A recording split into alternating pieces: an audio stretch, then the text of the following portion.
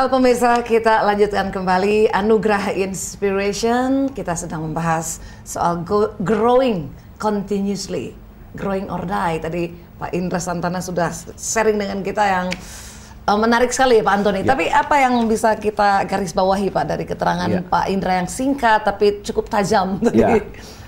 Saya ingin bersama dengan pemirsa, kita akan menggarisbawahi bahwa tadi kalimat pertama yang cukup penuh buat kita adalah soal grow or die.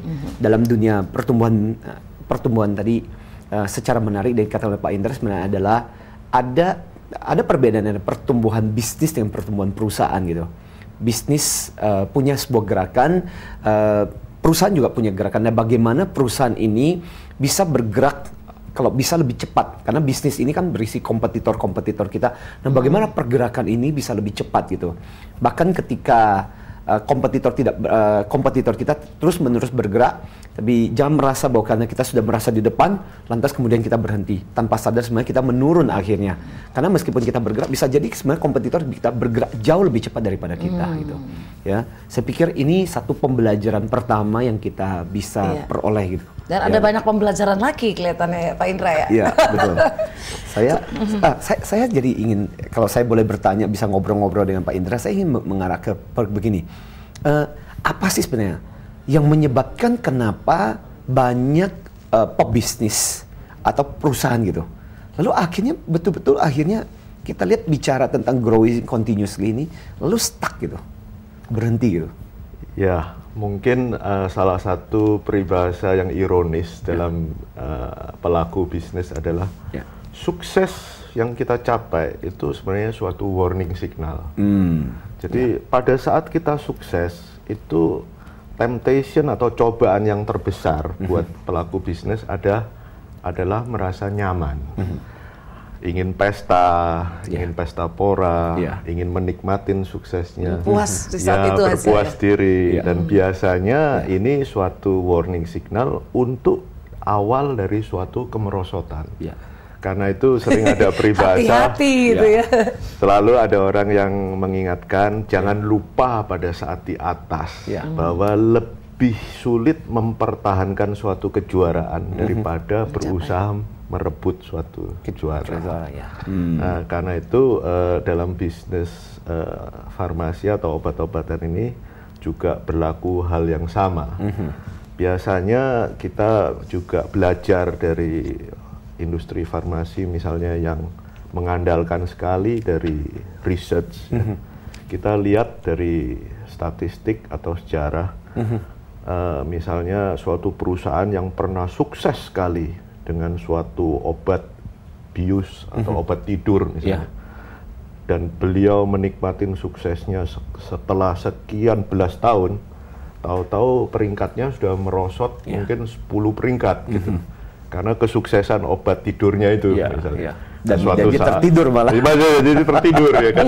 Suatu saat beliau juga berusaha berbenah diri dan melengkapi usaha-usahanya ke bidang yang lain yang dianggap juga berpotensi, misalnya ke obat kanker. Suatu saat 20 tahun kemudian perusahaan yang sama juga bisa bangkit menjadi suatu perusahaan yang terkemuka di penyakit kanker. Dan melihat dari sejarah begitu bahwa kita sebagai pelaku yang masih domestik atau regional ini pun juga menarik pelajaran bahwa bukan hanya di riset saja, tetapi di semua bidang operasional itu perlu ada suatu semangat atau value atau suatu attitude di mana kita nggak pernah boleh stop belajar. Jadi never stop learning. Jangan terlalu cepat puas. Gitu dan juga tidak pernah boleh stop improving, dan juga tidak boleh terlalu cepat puas diri. Selalu ingin mencapai yang lebih baik. Nah, jadi dengan demikian tentunya growth continuously atau tumbuh dengan berkesinambungan ini menjadi salah satu objektif. Jadi kalau kita bicarakan mengenai growing continuously ini sendiri, Pak Indra, berarti sebenarnya lebih dimaknai apa sih sebenarnya? Diri kita kah? Untuk bisnis itu kah? Sebenarnya makna dibalik growing continuously sendiri sebenarnya harus dimaknai seperti apa sih sebenarnya? Tentunya suatu bisnis kan mempunyai suatu misi, visi. Misalnya kalau kita bergerak di obat-obatan, salah satu yang kita pikirkan yang lebih jauh dari hanya operasional adalah kontribusi kita kepada masyarakat apa. Kita ingin meningkatkan kesehatan masyarakat. Tetapi mampukah kita meningkatkan kesehatan kalau kontribusi kita tidak meningkat? Gitu kan? Kontribusi kita hanya meningkat kalau kita melakukan hal-hal yang benar. Kita membawa produk yang benar, yang bermanfaat, dan juga tumbuh dengan sehat, sehingga karyawan yang menghidupi, yang hidup dari perusahaan ini juga tumbuh bersama perusahaan. Jadi tentunya tumbuh dalam arti secara berkesinambungan itu tidak hanya dalam arti hanya dalam nilai-nilai atau angka-angka penjualan atau keuntungan, tetapi peran dari perusahaan itu sendiri dan kontribusi dari perusahaan itu sendiri, dan bagi kita sebagai karyawan juga apa artinya atau maknanya saya bekerja untuk perusahaan ini. Menarik.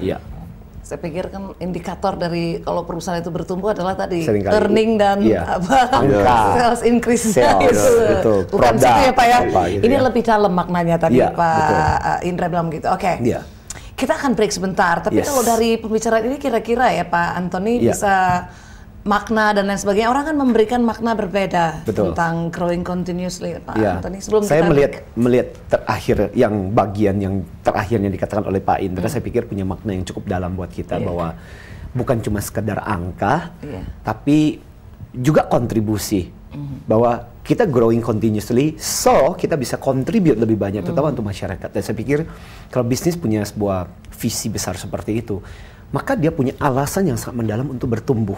Bahwa dengan bertumbuh itulah dia bisa kontribusi lebih banyak. Nah, supaya bisa berkontribusi banyak, supaya bertumbuh, di dalamnya karyawan juga mesti bertumbuh belajar. Gitu. Ada alasan yang kuat Pak. Kalau nggak ada juga, karena perusahaan terdiri dari orang-orang yang menjalankan, nggak ada alasan gimana bisa menyatu gitu ya Pak ya. Luar biasa. Kita break tapi setelah ini kita lanjut bagian yang terakhir. Pak Indra akan masih banyak memberikan pembelajaran juga dari pengalaman dan apa yang sudah dilakukan ya Pak Anthony ya. Pemirsa, jadi tetaplah bersama kami. Setelah ini kita akan lanjutkan kembali tentang mungkin lebih dalam ya soal pemahaman atau makna dari growing continuously. Bukan hanya kata-kata, tapi benar-benar kita serap itu dan kita jalankan. Di Anugerah Inspiration, kalau Anda punya pertanyaan atau ada yang ingin Anda sampaikan terhadap topik yang sedang kita bahas, silakan Anda bisa mengirimkannya melalui SMS di nomor 0896 kali 788. Kita kembali sesaat lagi.